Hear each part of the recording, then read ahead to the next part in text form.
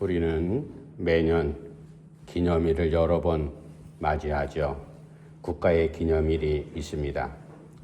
우리 대한민국의 대표적인 기념일 하면은 구정명절, 추석명절 이런 명절보다도 8.15, 8월 15일 광복, 해방한 날을 우리 국민들이 다 잊지 않고 그 날을 기념하면서 우리 지납니다. 36년간 일본의 압제, 모든 것을 잃어버린 그러한 상황에서 잘 견디다가 하나님의 은혜로 나라가 해방되었습니다. 8.15 광복 기념일을 지킬 때에는 두 가지 의미를 거기에 이제 의미를 두고 우리가 그 기념일을 지킵니다.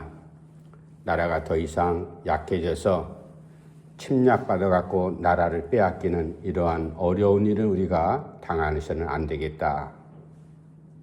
그리고 더불어서 우리가 어떻게 나라를 굳건하게 부강하게 만들 것인가 국민들이 다짐하면서 그 8.15 광복절을 지나갑니다. 6.25도 마찬가지죠. 그렇게 국가의 기념일을 우리가 아픈 상처도 기억하고 거기에 대해서 대비하는 다짐을 가지면서 그렇게 기념일을 지납니다. 사사롭게는 우리 가정적으로 특별히 개인적으로 지키는 그러한 기념일이 있지 않습니까?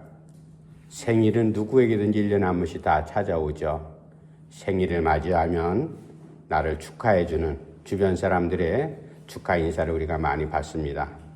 그런데 그 생일날 되면은 모든 사람들이 다 그래요. 나를 중심으로 해서 그 생일을 생각하기 때문에 내가 그날의 주인공인 것은 분명하죠.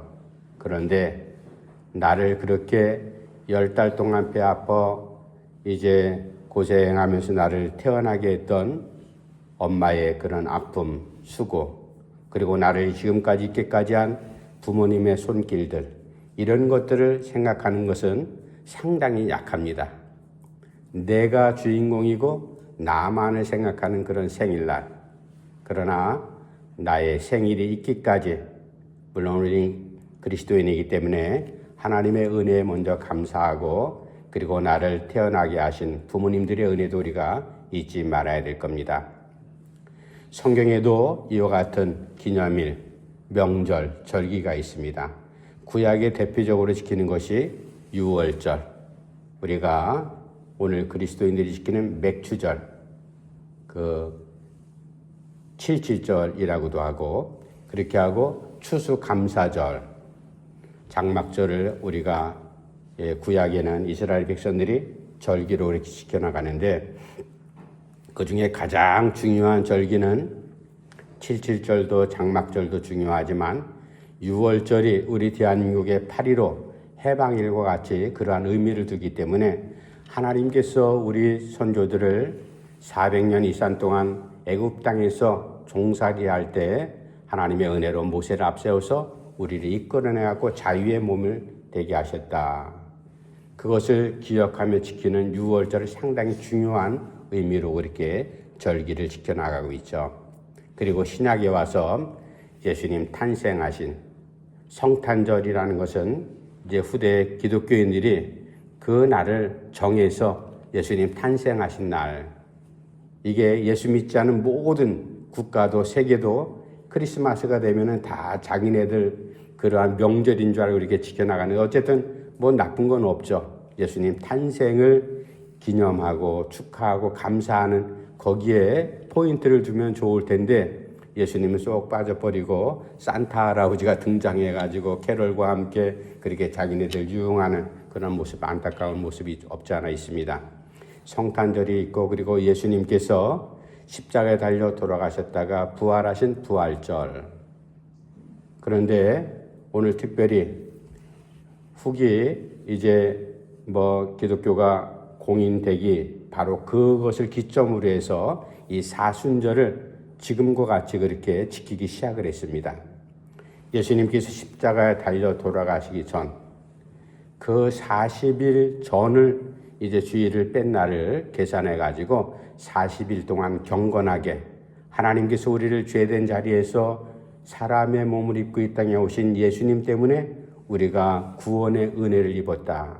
십자가의 은혜가 무엇이고 십자가로 말미암아 우리의 모든 죄의 문제를, 인생의 문제를 해결해 주셨는데, 거기서 끝나는 것이 아니라 십자가가 있었기 때문에 부활이 있었고, 부활은 우리에게도 이어지는 하나님께서 주시는 귀한 은혜죠.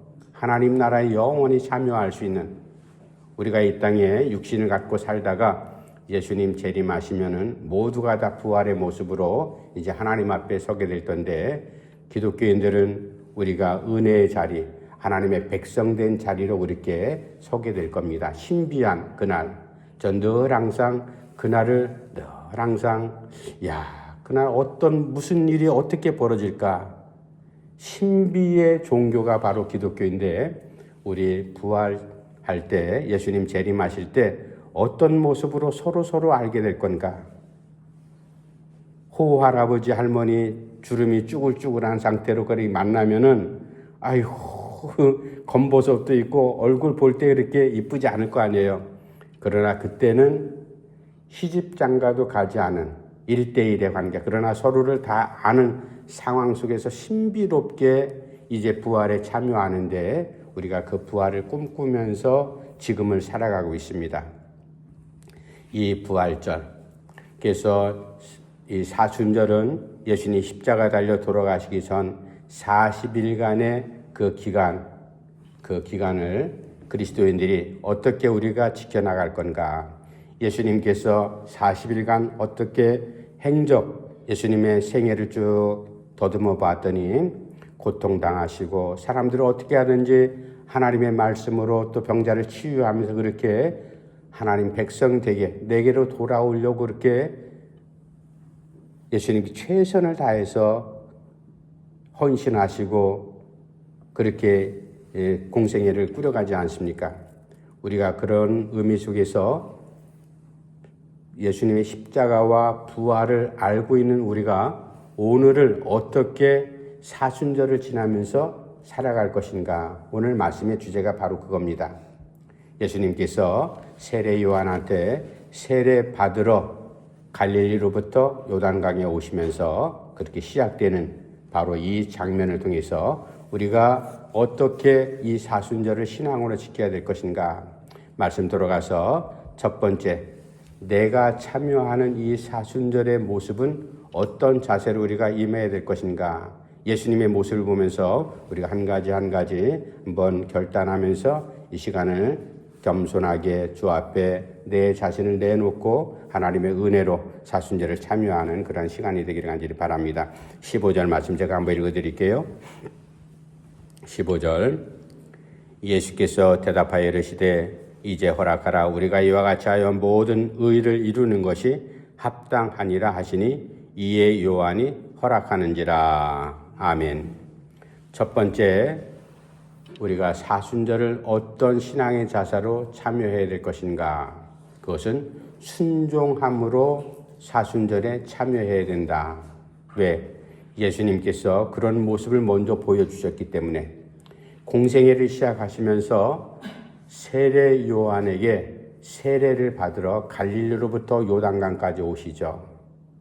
그리고 나서 세례 받으러 요단강에 세례 요한 주변에는 많은 사람들 항상 곁에 있었습니다. 예수님께서 오시는 모습을 보고 사람들은 알아보지 못했지만 세례 요한은 이미 알고 있었거든요. 그래서 예수님께서 자기에게 세례 받으러 오시는 그 모습을 향해서 선생님, 이러시면 안 됩니다. 제가 오히려 선생님께 세례를 받아야 되는데 이게 무슨 일입니까?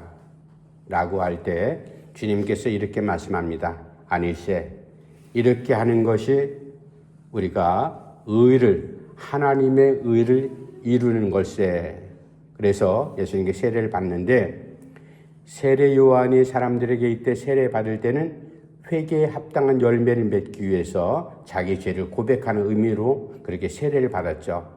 그렇다고 예수님께서 죄가 있어서 세례를 받으러 세례 요한에게 오신 게 아닙니다. 말씀처럼 내가 당신에게 물로 세례를 받는 이 형식을 취하는 것은 우리가 이렇게 함으로써 하나님의 의, 여기서 의라는 것, 모든 의를 이루느니라 할 때 하나님께서 정하신 뜻을 이루어 나가는데 내가 그 일에 참여하는 것이다. 예수님께서 하나님과 동일한 분이신데 동일한 본체시죠. 하나님이신데 사람의 몸을 입고 이 땅에 오신 것은 성부 하나님으로부터 이 땅에 사람들을 구원하기 위해서 오셨다. 그래서 하나님 말씀에 순종하는 그러한 의미로 이 땅에 사람의 몸을 입고 오신 바로 그 예수님의 모습. 죄가 있어서 죄를 씻김받기 위해서 세례 요한한테 가서 세례 받으려고 그렇게 오신 것이 아니라 세례를 베푸는, 그러니까 세례 요한의 세례는 죄를 씻어주는 그런 세례가 사실 아니에요. 내가 하나님 앞에 죄인입니다. 그래서 내가 하나님 앞에 마음을 새롭게 하는 의미 속에서 이제 물로 우리가 아침에 일어나면 세수하잖아요. 세수하면 얼굴을 이제 밤새도록 묻었던 먼지에 씻어내고 새로운 마음으로 출발하는데 속에 나쁜 것들이 가득하고 나서 아침에 일어나고 세면을 하는데 아무리 좋은 세제를 쓴다고 해서 속에 있는 그런 죄덩어리까지 같이 씻겨나가는 건 아니잖아요. 그러니까 세례 요한도 그건 알고 있어요. 나는 여러분들에게 회개에 합당한 열매를 맺기 위해서 물로 세례를 주지만 내 뒤에 오시는 분, 오늘 바로 자기 앞에 나타난 그분은 너희에게 불과 성령으로 너희에게 세례를 줄 것이다. 그러니까 죄의 용서는 그분을 통해서 얻는다. 이제 이런 일을 진행해 나가기 위해서 하나님께서 자기에게 주신 일을 그대로 순종하는 차원에서 세례 요한에게 내려오신 것, 바로 그런 의미가 예수님께서 세례 요한한테 세례 받으셨다는 그런 뜻이 되겠습니다.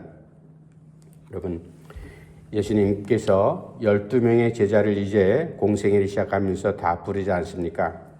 12명의 제자 가룟 유다까지 다 포함해갖고 한 사람 한 사람 다 다른 처지에서 그렇게 내 제자가 되라. 내가 너희를 사람 낚는 어부가 되게 하리라. 주님께서 제자들을 그렇게 부르실 때 제자들이 예수님의 부름에 응답을 하죠. 예, 따르겠습니다. 그것은 순종하겠습니다. 그런 뜻도 거기 담겨 있지만, 그러나 예수님을 따랐던 12명의 제자들이 예수님이 십자가 달리시기 전에 가룟 유다는 예수님을 배반하고 팔아먹고 스스로 목매어 죽잖아요. 11명의 제자들도 그와 다를 바 없습니다.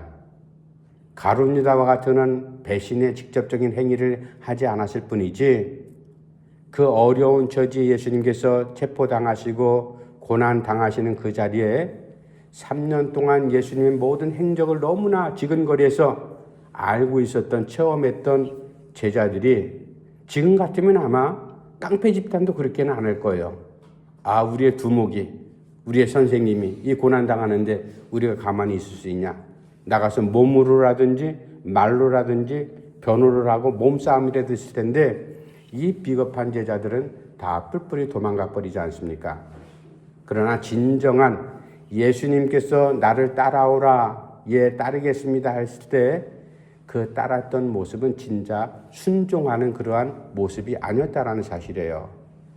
언제 진짜 순종했는가 하면 예수님의 부활을 체험하고 난 이후에 예수님 십자가에서 돌아가신 의미가 무엇을 뜻하는지 그저 힘없이 평소에는 죽은 자도 살리시고 아픈 사람들의 병도 고치시는 저분이 저렇게 십자가에 힘없이 달려 죽는가? 다 실망을 했어요. 그게 뿔뿔이 흩어지고 보따리 싸가지고 고향으로 다 돌아가는 그런 찰나에 3일 만에 부활하신 예수님을 한 사람 한 사람 제자들을 만나면서 제자들이 맞다. 십자가의 죽음이 무엇을 의미하는지 예수님께서 공생의 사역 동안에 하신 말씀을 조금씩 기억을 합니다.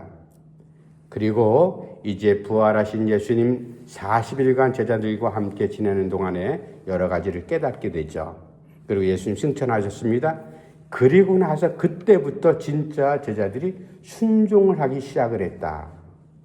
그래서 우리가 사순절을 참여한다는 것은 제자들이 예수님께서 십자가에 달려 돌아가시고 부활하시고 승천하시고 난 다음에 곰곰이 생각을 했어요. 기도하면서 주님께서 가르쳐 주시고 말씀하신 것 기억이 납니다. 왜 십자가에 달리시는 그 고초를 당하셨을까? 하나님의 사랑이 무엇일까? 그리고 죽는 것이 아니라 십자가 죽음 이후에 우리의 죄를 용서해 주시고 3일 만에 부활하셨다. 부활의 영생인데 부활의 의미가 무엇일까? 이것을 제자들이 생각하고 또 기도하고 또 묵상하면서 그것을 하나씩 깨달아가죠. 그러면서 초대교회 시간이 얼마만큼 지났을 때 약 300년의 시간이 지난 다음에 이제 로마가 기독교를 공인하고 정식으로 인정을 할 때 그때부터 이 사순절 모임을 초대교회가 하기 시작을 했어요. 성경에는 사순절이란 단어는 사실 없습니다. 예수님의 십자가와 부활을 기념하기 위해서. 그래서 자발적으로 그리스도인들이 모여서 이 40일 동안 경건하게 금식하면서 그리고 조금 더 품행을 방정하게 하면서 경건한 그리스도인답게 살아가는 바로 이 절기가 사순절 기간이다. 그 사순절의 첫 번째는 순종하는 모습으로 우리가 사순절에 참여를 해야 된다. 그 순종은 나 따라와, 예 알겠습니다. 무작정 따랐던 그 따름이 아니라 예수님의 십자가를 깨닫고 부활의 소망을 갖고 믿음으로 살아가는 그 삶, 그것이 진정한 순종의 삶이었다. 우리가 제자들처럼 그렇게 뛰어난 믿음을 갖고 있는 사람들은 아니라 할지라도 믿음은 공평하게 주신 하나님의 선물입니다. 하나님과 나와 1대1의 관계 속에서 우리가 믿음 갖고 나를 위해서 십자가에 달리신 바로 그 주님, 그리고 이제 우리에게 부활의 소망을 허락하셔서 우리가 예수를 주라고 고백하면은 죄 용서뿐만 아니라 부활의 은혜도 우리가 함께 누린다는 것, 이것 갖고 믿음으로 순종하며 살아가는 이 삶이 바로 사순절에 참여하는 신앙이다. 두 번째, 이제 말씀 넘어가서 그럼 어떻게 내가 참여하는 사순절이 되어야 될까? 16절 말씀 제가 또 한번 읽어드립니다. 16절, 예수께서 세례를 받으시고 곧 물에서 올라오실새 하늘이 열리고 하나님의 성령이 비둘기같이 내려 자기 위에 임하심을 보시더니. 아멘. 두 번째, 우리가 이 2026년도 사순절 기간 어떻게 참여하면서 신앙생활 이어갈 것인가? 두 번째는 낮아짐으로 우리가 사순절에 참여하는 신앙생활이 되어야 될 겁니다. 마가복음 10장 45절에 보면 예수님께서 내가 왜 사람의 몸을 입고 이 땅에 왔는지를 명확하게 그렇게 우리에게 말씀해 주시죠. 예수님을 스스로 부를 때는 인자 그렇게 부릅니다. 사람의 아들, 그 사람의 아들이라는 것은 사람의 몸을 입고 이 땅에 온 바로 그리스도, 인자가 온 것은, 내가 이 땅에 온 것은 사람들에게 내가 세상의 왕처럼 섬김을 받으려고 내가 이 땅에 온 것이 아니다. 도리어 내가 다른 사람들을 섬기고 그리고 내 목숨을 많은 사람들의 대속물로 주려고 내가 이 땅에 왔다. 주님께서 이 땅에 오신 목적을 분명히 말씀하시죠. 사람의 몸을 입고 이 땅에 아버지의 이제 말씀하신 것을 그대로 이루기 위해서 이 땅에 오신 예수님, 그 길이 어떤 길인지는 너무나 잘 알잖아요. 사람의 몸을 입고 낮은 곳에 오셔야 됐고, 그리고 낮은 곳이 어떤 낮은 곳인가 하면 십자가를 결국 지고서 죽어야 되는 길, 이 길이 바로 예수님께서 오신 낮아짐으로 우리에게 은혜를 베푸셨던 바로 그 모습. 여러분, 낮아짐의 길이라는 것 우리가 구체적으로 생각을 해야 됩니다. 예수님께서 하나님의 모습을 다 버리시고 그리고 사람의 몸을 입고 낮은 사람처럼 오셨다. 섬기러 오신 바로 그 하나님. 세상이 어떤 종교를 봐도요, 이렇게 오신 종교는 사실 없어요. 모든 사람들이 신을 찾아서 하늘을 향해서 그렇게 부르짖죠. 우리 기독교는 하나님께서 이 땅에 내려오신 종교, 바로 그것이 우리 기독교의 독특한 그리고 은혜로운 그러한 종교인 것을 우리가 잘 알고 있지 않습니까? 낮은 곳으로 오신 바로 그 예수님. 이제 그렇다면 우리도 어떻게 낮아짐으로 이 사순절의 신앙생활에 참여해야 될 것인가? 사람은 본능적으로 얼굴을 드러내기를 원하고요. 그리고 내가 조금이라도 뭔가 일을 했으면 내 이름을 생색내기를 나타내기를 원하는 것이 사람의 본능입니다. 그러나 낮아짐으로 신앙생활 한다는 것은 드러나지 않아도 겸손하게 섬기는 일, 이게 바로 낮아지는 사람들의 그리스도인들의 생활의 모습이어야 된다. 우리가 어떤 일을 열심히 했어요. 그래서 공치사를 하는 사람들 가끔 있잖아요. 이건 내가 했다. 나를 알아주기를 원하는 것. 그건 나쁜 건 아니죠. 내가 그만큼 일했으니까 사람들이 나를 알아주는 건 당연한 건데, 그러나 겸손한 사람은 그러지 않습니다. 지금 당장 내 이름이 드러나지 않는다 할지라도 시간이 지나면 이 좋은 일을, 선한 일을 누가 했지? 나중에 다 밝혀지게 되잖아요. 그것을 우리가 이용하려고 또 내 이름을 감추는 것은 절대로 아니죠. 우리가 겸손하게 낮은 자리에 임한다는 게 바로 그러한 의미를 담고 있습니다. 두 번째는 내 권리를 내려놓으며 살아가는 신앙의 삶이 바로 낮은 자리에 임하는 사람의 삶의 모습입니다. 내가 이만한 권한도 있고 이만한 능력도 있지만 그것을 상대방에게 양보하는 겁니다. 내려놓는 겁니다. 내 권력을 내 마음껏 휘두르지 않는 겁니다. 이게 바로 낮은 자리에서 살아가는 성도들의 신앙생활이고, 세 번째는 늘 항상 강한 자 옆에 붙어 있는 것이 아니라 약한 사람들 옆에 붙어서 이제 어려운 사람을 돕는 자리, 바로 그게 예수님께서 낮은 자리에 오셔서 공생애를 사셨던 그러한 삶의 모습이셨듯이 우리 그리스도인들도 이 사순절 기간 동안 다 우리가 완벽하게 이렇게 살지 못해도 늘 항상 약한 사람, 어렵고 힘든 사람, 병든 사람, 예수님이 3년 동안 주로 그런 사람들 곁에서 지내셨잖아요. 그렇다고 해서 우리가 일상을 다 포기하고 그렇게 살으라는 말씀이 아니에요. 어떤 상황이 펼쳐졌을 때 강한 사람 옆에 붙는 것이 아니라 약한 사람 곁에, 힘든 사람, 병든 사람 곁에, 정치하는 사람들은요 항상 내 편, 네 편이 없어요. 힘 있는 쪽에 항상 같이 붙어 있잖아요. 그게 아주 고약한 모습이기도 하죠. 그래서 오죽하면 유전무죄, 무전유죄라는 말이 나오겠어요. 그러나 우리는 공의와 정의, 하나님 말씀을 내 미천으로 삼고 살아가는 그리스도인이기 때문에 이왕이면 나는 건강하잖아요. 그래도 조금 움직일 수 있는 힘이 있지 않습니까? 나보다 더 어려운 약한 사람, 병든 사람 편 옆에 가서 서 있는 것이 바로 낮은 자리에 임하면서 이 사순절을 살아가는 신앙의 삶이다. 마지막, 낮은 자리에 임하는 것.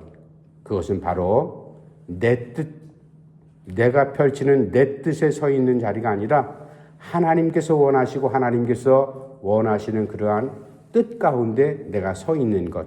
이게 바로 낮은 자리에서 살아가는 성도의 삶이다. 하나님께서 원하시는, 예수님께서 이제 십자가 앞에 두시고 기도하시면서 아버지여, 이 잔을 내게서 옮겨 주시옵소서. 그러나 내 뜻대로 마시고 누구의 뜻대로? 아버지의 원대로 되기를 원하나이다. 기꺼이 십자가의 고난을 짊어지시는 예수님의 모습. 우리가 늘 항상 신앙의 자리에서 이게 내가 하고 싶은 일인데, 내가 꿈꾸던 건데, 그래도 기도하면서 이건 하나님의 뜻이 아니야. 그러면 과감하게 이것을 결단하고 접는 이러한 모습으로 살아가는 것. 내 뜻을 쫓아서 살아갈 때는 결국은 내가 꿈꾸던 그런 꿈만 이룰 수밖에 없지만, 하나님의 뜻을 따라가면요, 하나님께서 나에게 주신 폭넓은 비전이 나를 통해서 주변까지도 다 그렇게 밝게 드러나는 아름다운 일이 생겨난다. 하나님의 뜻을 따라가는 이러한 삶. 이게 바로 우리가 낮은 자리에 임하는 성도들의 신앙의 삶이다. 이제 마지막 세 번째, 내가 이 사순절 기간 어떤 신앙의 모습으로 참여할 것인가. 17절 말씀 우리 한번 같이 읽읍시다. 17절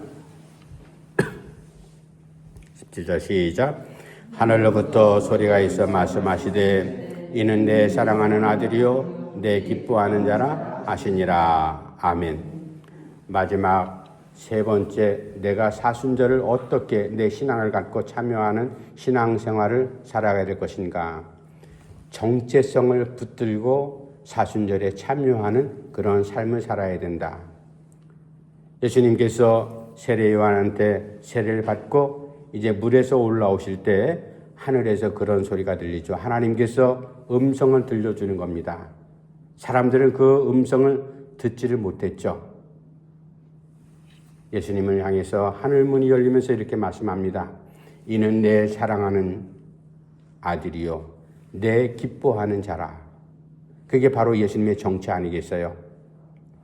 세례 요한이 예수님을 향해서 그렇게 예수님의 정체를 밝히죠. 저분은 나보다도 능력이 많은 분이다. 나는 물론 너희들에게 세례를 주지만 저분은 불과 성령으로 너희에게 세례를 줄 것이다.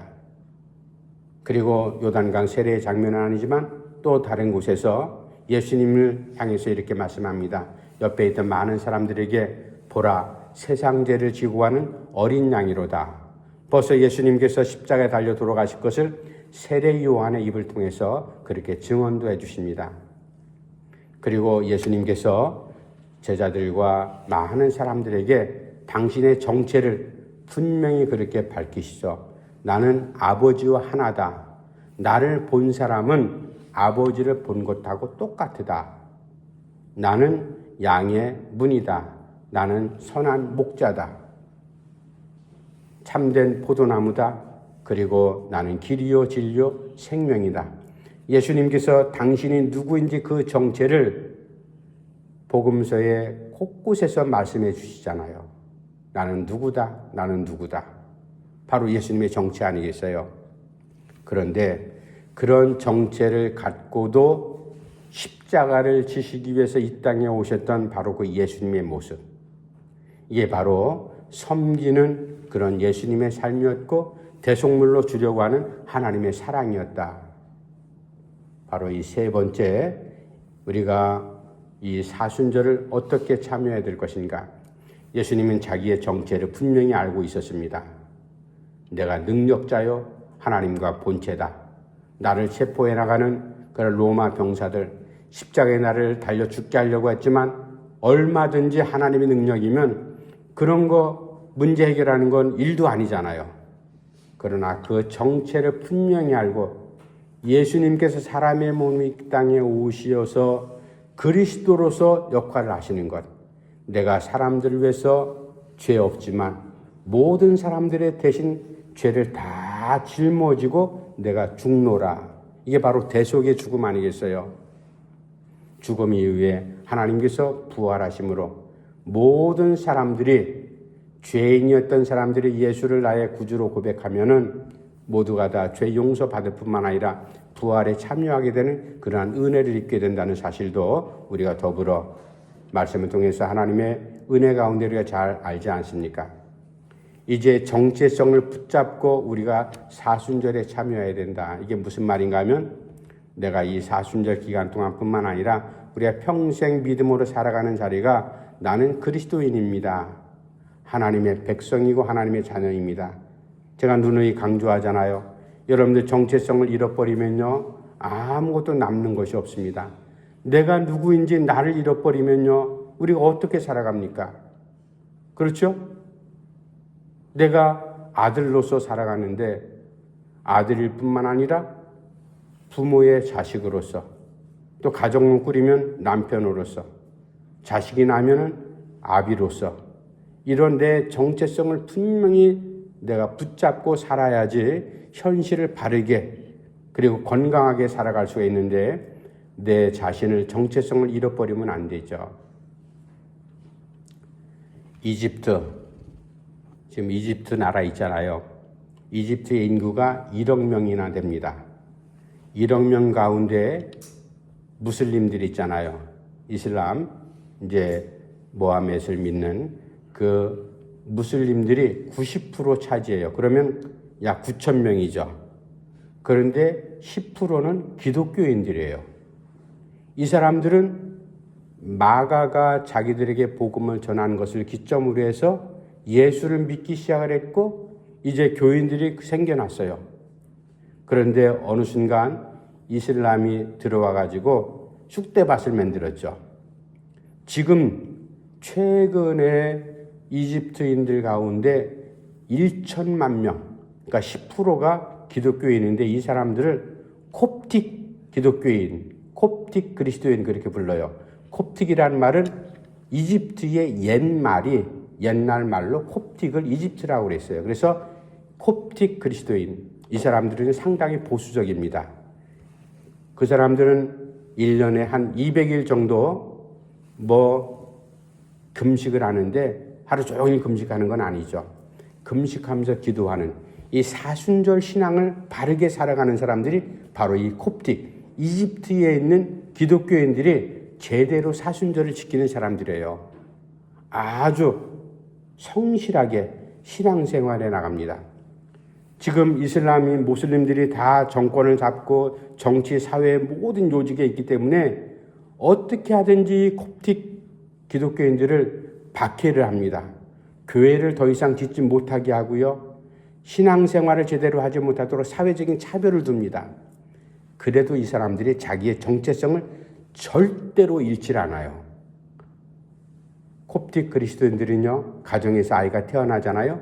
얼마 후에 오른팔 안쪽 손목에다가 십자가를 문신을 새깁니다. 너는 기독교인이다. 이것을 잊지 말라. 평생토록 그렇게 살아갑니다. 우리가 지금 살아가는 게 신앙생활하는 게 얼마나 편안해요. 물론 어려움이 고난이 있어야지 그만큼 강해지는 건 사실이지만 이집트 내에 있는 이 콥틱 기독교인 그리스도인들은 정말로 바른 신앙생활하는 사람들이죠. 우리가 사순절 기간 동안 어떻게 살아가야 될 것인가? 예수님의 십자가의 고난을 우리가 묵상하고 기억하고 십자가가 나하고 무슨 상관이 있는가? 이것을 생각하면서 그리스도의 고난에 동참하는 삶이 바로 이 사순절에 참여하는 기독교인들의 신앙생활이다. 이것을 여러분들 잊지 말고 우리가 조금이라도 한두 가지라도 정말 예수님께서 무엇을 원하셨을까? 낮은 자리에 임해서 살아간다는 것이 무엇일까? 우리의 정체성을 갖고 살아간다는 것이 무엇일까? 하나님께서 나를 부르셨고 예수님의 은혜로 우리가 그리스도인인데 순종하는 삶이 무엇일까? 이것을 잘 헤아리며 살아가는 아름다운 그리고 경건한 이 사순절 기간이 꼭 되기를 간절히 바랍니다. 기도합시다.